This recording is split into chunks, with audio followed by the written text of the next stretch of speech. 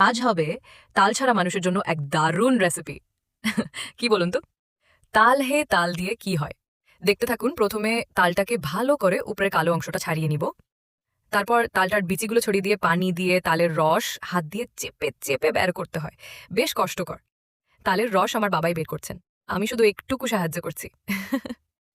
রস বের করার পর এবার রসটা ছেঁকে নিই, যাতে আঁশ, পানি আর রস আলাদা হয়ে যায়।